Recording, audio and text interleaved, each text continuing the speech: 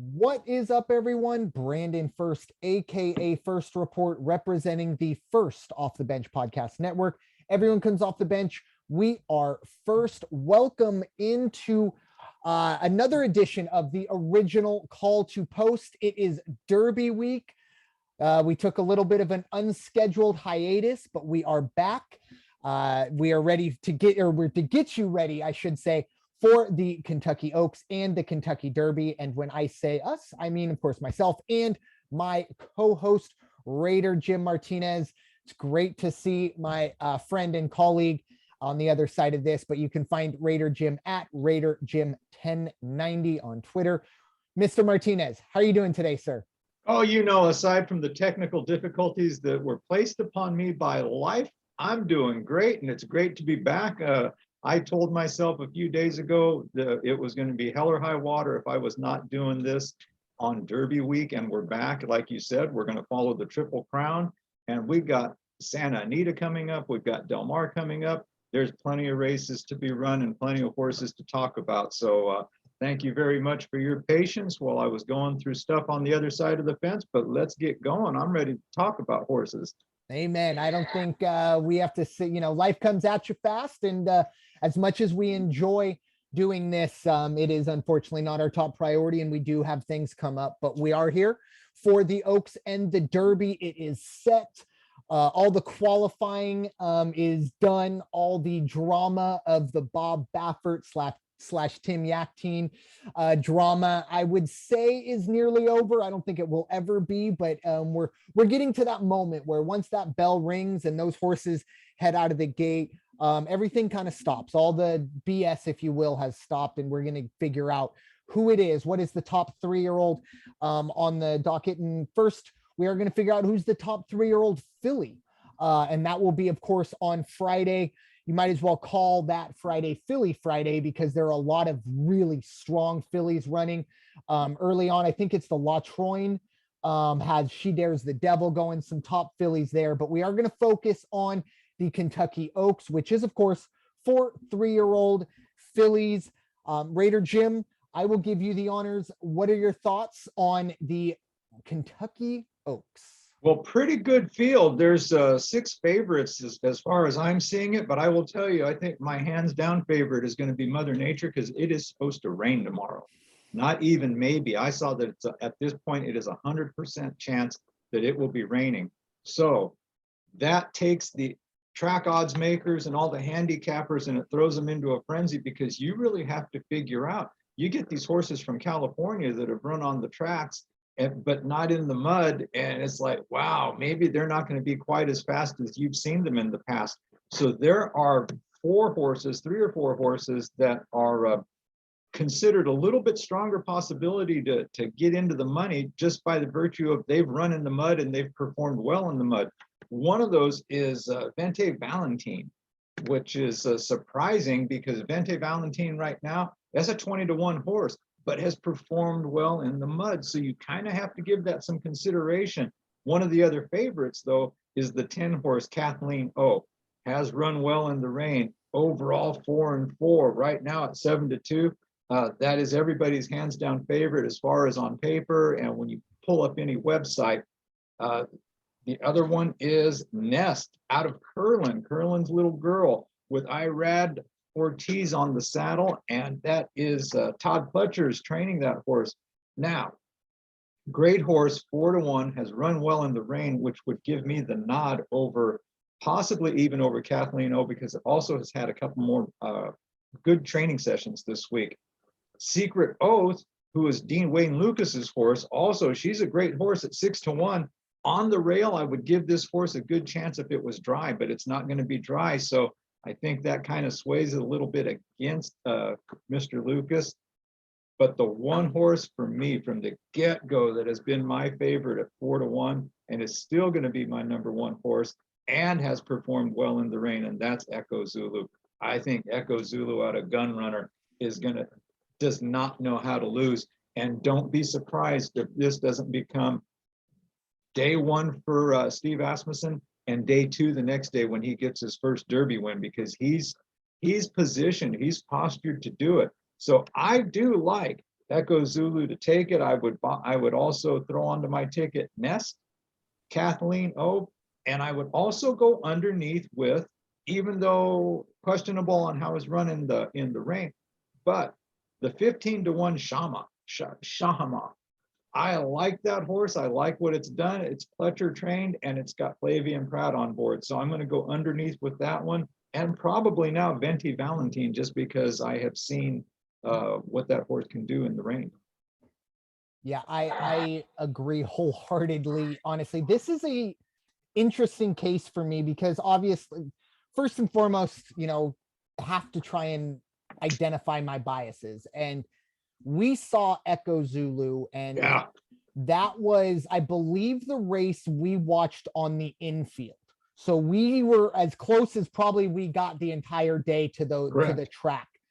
And so we were on the infield near the rail, and Echo Zulu never looked like it was going to be beaten. She was dominant from the start. She's 5 for 5 in her career now. Once again, the weather on Friday night in November for San Diego will be a lot better than what she'll be looking at tomorrow. But at 4-1, I mean, I was very surprised that Echo Zulu is not coming in as the favorite. I'll be the first one to admit I haven't kept as close eye as I had in the past on these buildups.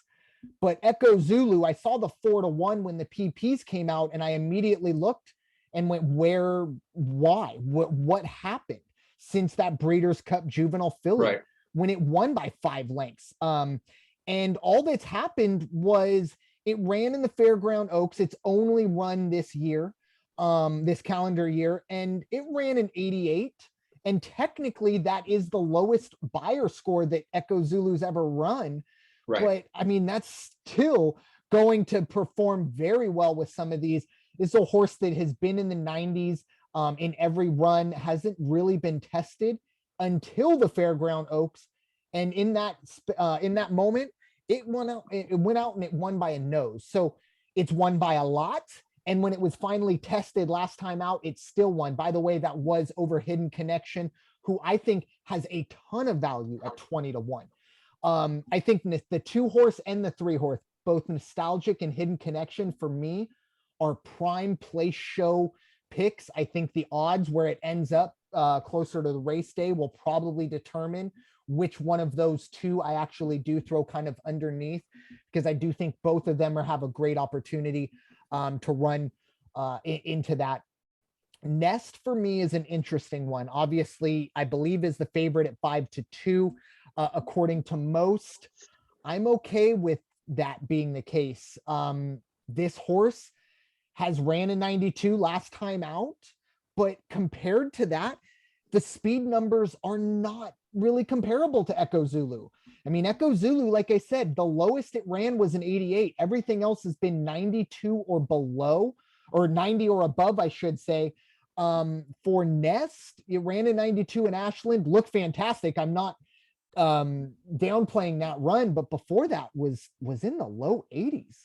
And if I'm not mistaken, if I'm not mistaken, one of the things I saw though was Nest and Nostalgic. I think it's Nostalgic. They are the only 2 horses to have victories at this distance. And I think the big one. Also, that's a factor. And I don't think it's going to matter to Echo Zulu. I really don't. I don't either. And I think a lot of what it is, I mean, let me see what the Breeders' Cup Juvenile filly, what was the distance? It was, okay, 1 mile and a 16th, which is, okay, so a little bit less than this. This will be 1 mile and an 1/8. But I'll tell you this right now, another 1/8 of a mile, no one was catching Echo Zulu that day. That Echo Zulu could have literally been held, and it's still going to. But that is a great point. And I do think when you do deal with 3-year-olds, especially on this stage, more than likely, these horses in this race and definitely in the Derby, this will be the highest volume of competitors for a lot of these horses. A lot of these horses are running in 5, 6, 7 horse fields, which you might think, oh, this or that. But when you're on the rail, let's look at Secret Oath here. Secret Oath is going to be stuck in that gate for 45, 60 seconds at best. because, you know, you load in the 1 all the way down to, I think, the 15 or 16. So there is that other part of it as well. And the weather, you know, the trickling off Right. of there are little things, you know, horses are already, they know they're high octane, these horses are. And when you put them in there, they know it's time to go. And when they wait a little longer than they're expected, maybe it's raining. Those are things that, you know, may catch them out. But I really liked your analysis of Venti Valentine as well. Oh, It's a horse yeah. that's been, you know, 1 or 2 in all 5 of its races. And we're talking about, you know, the Gazelle, the a grade 2, it looks like, at Aqueduct. I'm not even going to try and say that, but, and then the Busher Invitational. So I do think Venti Valentine, Nest, and Nostalgic are going to be the horses to keep an eye on. Kathleen O as well. The one thing I do really like about Echo Zulu, obviously, besides, you know, just the absolute, I mean, it's gun runner. There are so many things about this horse that you can fall in love with, or at least I have fallen in love with. But if you look at where you're looking at Fairgrounds, Del Mar, Belmont, Saratoga, this is a horse that's been everywhere. And I know, you know, maybe not everyone gets that, but horses, they if they're uncomfortable, you will see it. Well, Echo Zulu will not be uncomfortable because it's a different area. And the weather may be an issue. We'll see how that goes. But this is a horse, because, I mean, I'm looking at Kathleen O. And look, this is Gulfstream Park, pretty much, except for Aqueduct that made its debut. But for the most part, it's been only at Gulfstream Park. It's going to be a little different at Churchill. 150,000 people going to be there on Friday, even more on the Derby. So for me, I think we're both in agreement that Echo Zulu for us is the horse to beat, and it's kind of finding underneath. My big question is what's that number going to end at? Because once again, Right. if you can get Echo Zulu at 3-1, you should feel really, really good about yourself. 4-1, man, that's borderline go buy a lot of Over it all day. So, Right. yeah, you know, Now, and you know, the other thing, with the weather and the way I'm looking at it, we both saw Echo Zulu run, you know, live and in person, and we both know how strong of a horse she is. 7, running out of the 7 spot, it could be almost the most perfect place for that horse. Poor Secret Oath, great horse, but you know what? If it doesn't have a fast break out of the gate, because like you're saying, that horse is going to be standing there. If that horse is shuffling back and forth and churning up the mud underneath its hooves, and then it goes, and you know, it's kind of like spinning your tires almost. It's an exaggeration, but that type of a thing. And then trying to make sure you don't get just bombarded by the people who want to come over and get in front of you. It's going to be a very tough ride for Luis Saez on that one. Kathleen O, coming from the, people may not think it's a big deal, but when you're at the 10 spot, you're not going to break and get the lead. No. You're going to have to either play the middle or drop back and then hope you can find a spot to work your way in and out of the crowd. In the rain, it's not going to be that easy. So I think Echo Zulu, this is, Asmussen's got himself a great draw, I think, with the 7 spot. I agree. And you just look at the speed numbers now, you know, more than likely, I always like to kind of build, you know, who's going to be leading. Not who's going to win, but who's going to lead into that first turn. And I would expect the 6 horse, You Girl, just massive speed early on, a 121 early time form pace. So you'd have to expect that horse to be on the lead early. Now it's 30-1. So that's more than likely the rabbit, if you will, you know, that everyone's going to chase that horse. I think Echo Zulu's going to be right there, but it's going to be very interesting to see what Joel Rosario does. Does Joel Rosario let Echo Zulu go chase You Girl? Right. And maybe try and take the lead? Or does Joel Rosario know, look, let's sit behind, ideally, let's get on the rail.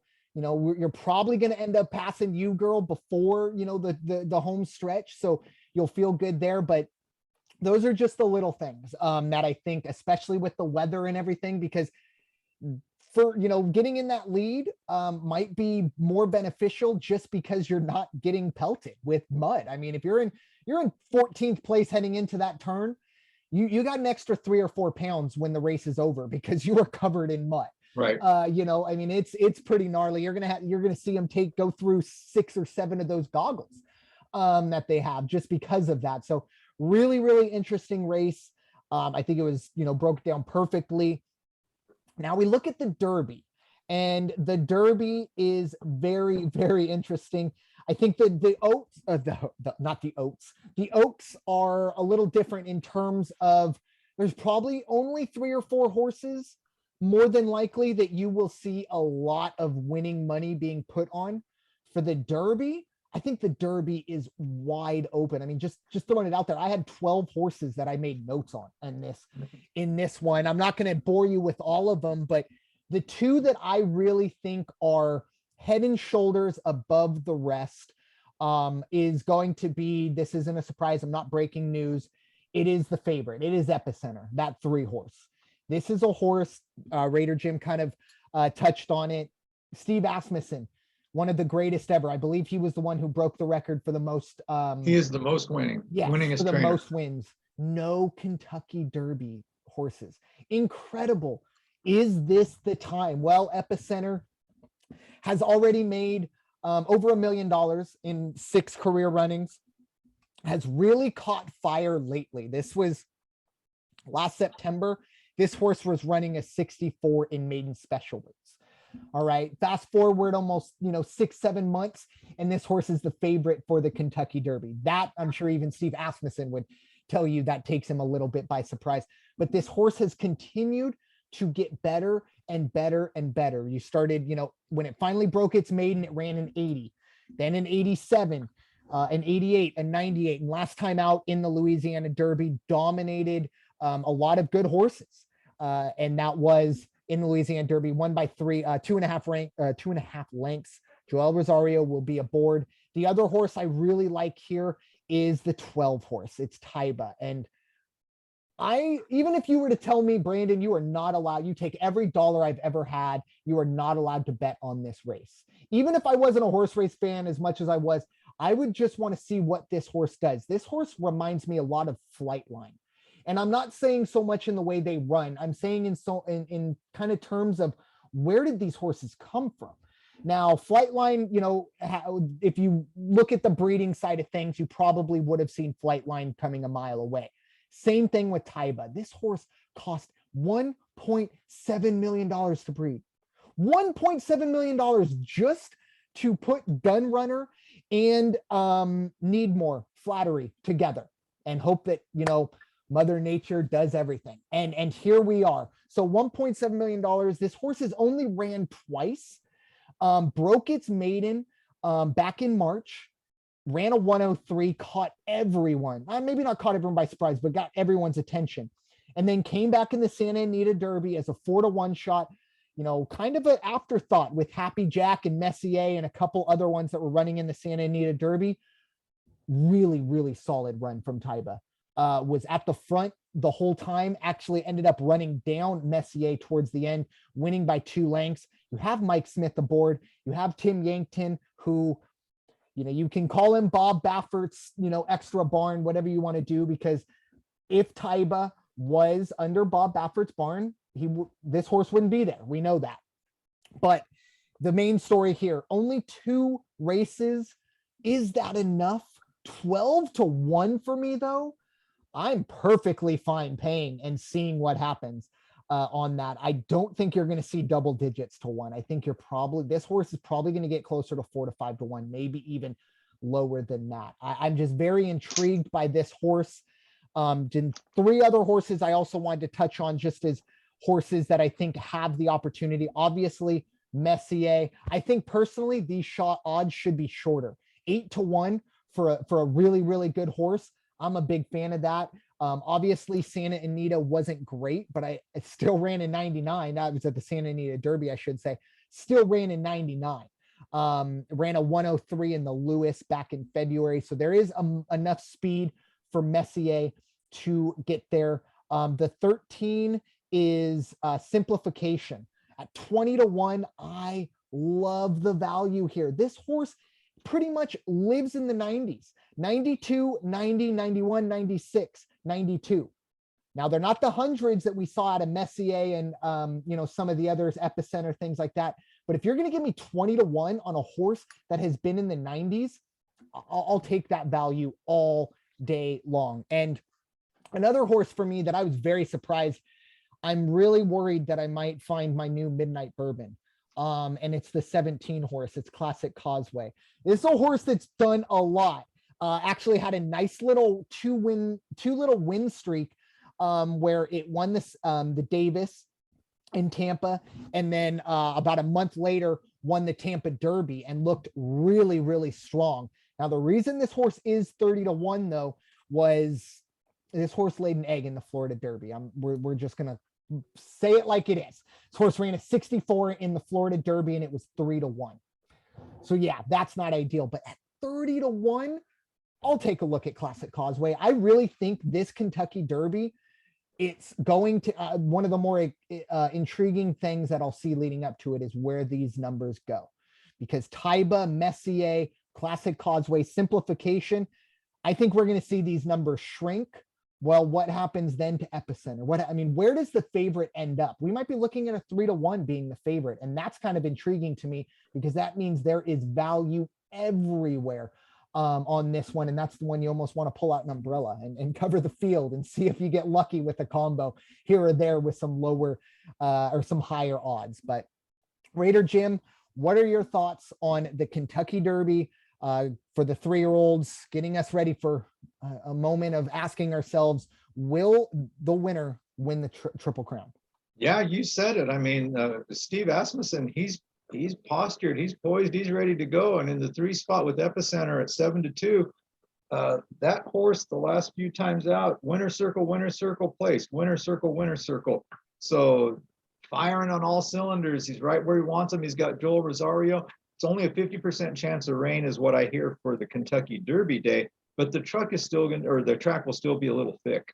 So it's still going to be hard for the horses, but Epicenter's there. But really, believe it or not, even for that, the favorite right now is the 10 horse Zandon, which is Chad Brown's horse with Flavian Pratt on board. You and Midnight Bourbon, if I see Chad or Flavian Pratt's on the back of a horse, I'm going to bet on it because it's Flavian Pratt. You can't lose. He's going to finish in the money. So I think 3 and 10 are definitely the favorites to look at. You mentioned Tim Yakteen. Tim Yakteen has got the 2 horses, the 6 Messier, and he also has Taiba, the 12 horse. Those were the formerly trained Baffert horses that he has taken over. And I will tell you, Messier is 8-1, Taiba's 12-1, but I actually think Taiba has a better chance at finishing in the money as opposed to Messier. No disrespect to Messier, but just as you called out, from the maiden races and then the other 2, this horse is just built to do it. And Baffert has always had the knack of prepping horses and getting them lined up. And he had the eye for getting them out there. He knew when they could do it. They may not do much after the Derby, but he knows what he did. He gave them, Tim Yakteen has taken over at a great time. Now, the other thing about 12, we were talking about before you hit record, you mentioned the New England Patriots and you mentioned Belichick. So Taiba is this horse. Tim Yakteen is taking over for the Belichick, Baffert. But he also has Tom Brady and Mike Smith standing next to him saying, so this is how we've executed all these races. This is how we're going to execute it this time. This is how Bob likes to do it. This is what I can tell you I can do with the horse. Cerebrally, you couldn't ask for a better combination right there because Tim's going to listen to Mike Smith. Why not? He's a Hall of Famer. So that horse has a lot of potential. My underneath horse, my long shot 20-1 is Cyberknife, the 16 horse. Let me tell you, Brad Cox, Florent Giroux, and you look at it overall and you're like, but I'll tell you, that horse went out, won a grade 1 in the Arkansas Derby and won it very, very well. Had fantastic workouts on the 23rd and the 30th. Didn't catch this week's numbers to see what it's done. Don't be surprised if that horse doesn't pull an upset. There it is. That's my 20-1 upset right there. Definitely going to fill in with that. So for me, it's Epicenter, Zandon, Taiba, and Cyberknife. Those are the 4 I'm going to be leaning on. Yeah, it's going to be an interesting race. I do have just some of my underneaths. These aren't necessarily my bet. Believe me, this if I bet all the horses I wanted to in this one that I talk about it, I would be in debt no matter what, no matter who comes out of it. But the one horse Mo Donegal, keep an eye there. My big concern here though is the post position. It's one thing to be the one horse in the Kentucky Oaks where you got 14. It's another to be the post position at one where you're going to get more than likely 20 horses. Or 22 will probably have one scratch out. I mean, I don't want them to. I want everyone, but at worst, or at least you'll see 18 horses. More than likely, you'll see 20 running. So the post position for Mo Donegal isn't ideal and is really going to need position on that to really get into the money on that opening home stretch. I just don't think it has the early speed to get into that position. Smile Happy caught my attention just because it did beat Classic Causeway last November. It's enough for me to give them a look. It's 20-1. But once again, these are horses, dominated by Zandon in the bluegrass last time out. So I did also highlight the 7 horse Crown Pride. Look. Yeah, I was just going to say, yeah. That horse tore it up on the workouts. That horse tore it up just the other day. Yeah. And 2 years ago, myself and Raider Jim, we learned our lesson with the international horses, right? And we weren't the ones to just completely dismiss them, but maybe, overlook some of them. And maybe last year it was at the Breeders' Cup, it was Japan, right? Not us ignoring the Japan side of it, but Japan went from never having a Breeders' Cup horse or bred horse win. And then in an hour they had 2. So Crown Pride is that other one. It comes from Japan.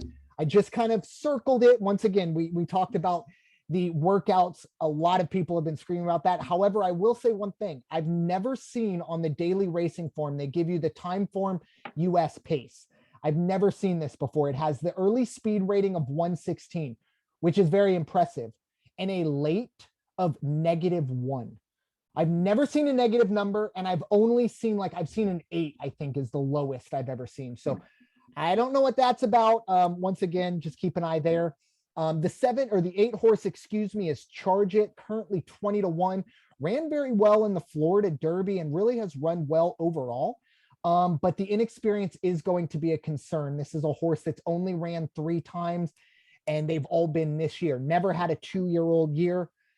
It's going to be a very, very big test for Charge It. 20-1, did run well at the Florida Derby. Keep an eye on that.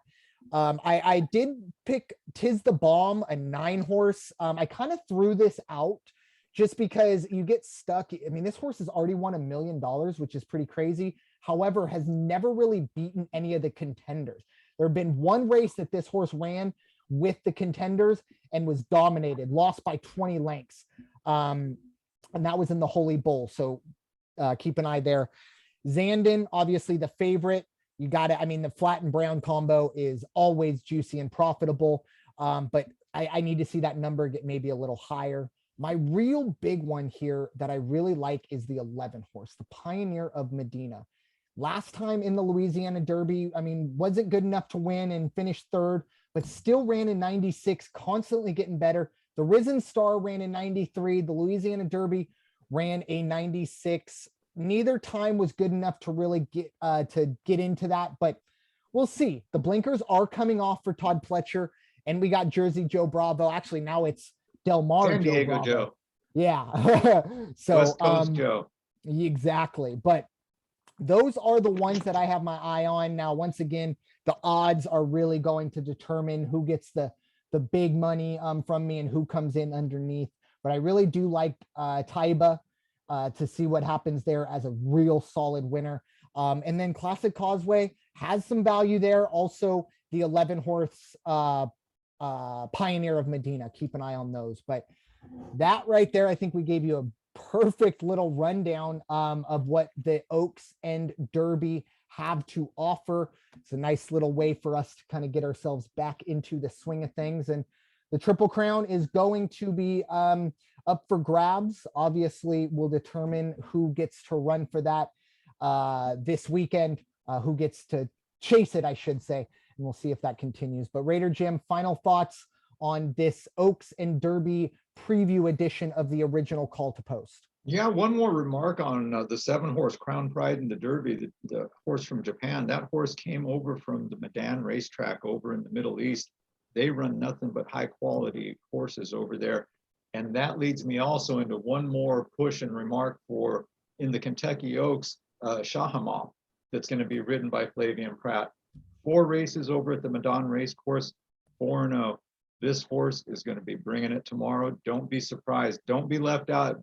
Put that underneath on one of your tickets. And then, of course, we can't talk about the Kentucky Derby and betting if we don't talk about Jim Mattress Mac McInvale. And how much is he going to bet? For those of you who aren't real familiar with the name, he is a renowned gambler, big time 7-figure gambler. He owns a furniture store. And what he does is he gives away furniture depending on who wins an event. So he tries to hedge his losses in inventory by making these several million dollar bets. So at this point, the numbers I see is he is going to bet $4 million on whoever the favorite is for the Kentucky Derby. And hats off to him. And I'm sure he's got insurance policies that are covering all this. But wow, I don't know if I could do it. Yeah, we have certain races that we have to, and the Kentucky Derby or the Oaks isn't one of them. But there are some races where the favorite's going to go out of it, 1-5, 1-8. And we say, you're going to have to throw some big time money. Well, guess what, folks? $4 million, that is big time money. You will make some value off of a 1-8 if you drop $4 million. Now, I don't know how your heart survives those 90 seconds where you're going, oh my God, this horse better come in. But yeah, for Mattress Mac, I strive to be in that situation at one point in my life. I strive to be able to come onto this podcast and go, you know what? I didn't do a ton of homework, but you know what? I'm gonna. Raider Jim told me a horse. I'm gonna put $4 million on that horse. We'll see. We'll see if we can get there. But for now, it'll probably be a nice little, $50 wager on the Oaks and a $50 wager on the Derby. There you go. See how the chips may fall. But this is obviously the beginning of the Triple Crown. And really, this is the beginning of horse racing season. And we're going to see it here on the West Coast with Siena and Nita getting rolling. Later on, we're going to obviously see it with Del Mar. Won't be as special with the Breeders' Cup coming behind the summer meet, but it's always a ton of fun to go and enjoy that. I know myself and Raider Jim will find a day and we'll be going out there and enjoying that. Absolutely. Probably won't be opening day after Raider Jim told me the opening price is there. Yeah, so it'll probably be a Saturday, maybe even Pacific Classic Day if they're not gouging us for those too, but more than likely they will. So we'll see how that goes. But just very, very excited to be back talking horse racing and just talking with my friend and colleague Raider Jim. So I thank him and all of you for listening to really our return to the original Call to Post presented by the First Off the Bench Podcast Network. Everyone comes off the bench. We are first. It's time for y'all to go wash your hands and stop hating everybody. Enjoy the races this weekend, bet responsibly, and have a great time. Bet smart, bet safe. Amen. Take care, and we'll see you next week.